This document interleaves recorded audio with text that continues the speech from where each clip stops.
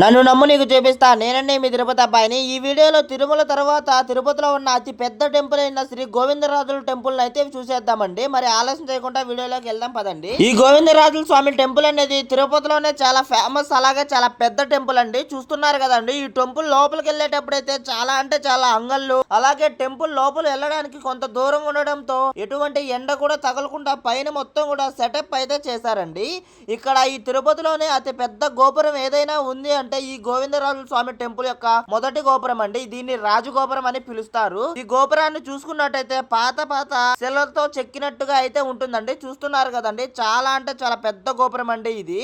అలాగా ఈ గోపురం మీదకి ఎక్కి క్లీన్ చేయడానికి గానీ, లైటింగ్స్ వేయడానికి ఇక్కడ ఒక పెద్ద నిచ్చెన అయితే ఏర్పాటు చేశారు చూడండి. ఈ గోవిందరాజుల స్వామి గోపురానికి మరొక ప్రత్యేకత కూడా ఉందండి. తిరుపతిలో ఉన్న ఏ భవనం అయినా సరే ఈ గోవిందరాజుల స్వామి గోపురం కన్నా హైట్ అయితే కట్టకూడదండి.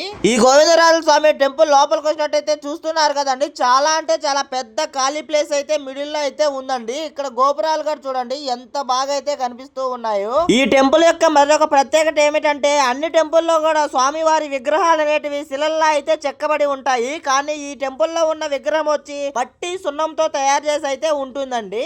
అందువల్ల ఈ టెంపుల్ మరింత ప్రత్యేకంగా అయితే ఉంటుంది. అన్ని విగ్రహాలకు జరిగినట్టు ఈ విగ్రహాన్ని అయితే పూజలు అయితే జరగవండి. ఎందుకంటే ఈ విగ్రహము మట్టి అలాగే సున్నంతో తయారు చేయబడింది కాబట్టి ఎటువంటి అభిషేకాలు అయితే చెయ్యరండి. ఎందుకంటే అది కరిగిపోతుంది కాబట్టి. ఇక్కడ ఉన్న గోవిందరాజుల స్వామి విగ్రహం వచ్చి అసలైన విగ్రహం అయితే కాదండి. అసలైన గోవిందరాజుల స్వామి విగ్రహం వచ్చి మా తిరుపతిలో ఉన్న మంచినీళ్ళ గుంట దగ్గర అయితే ఉందండి.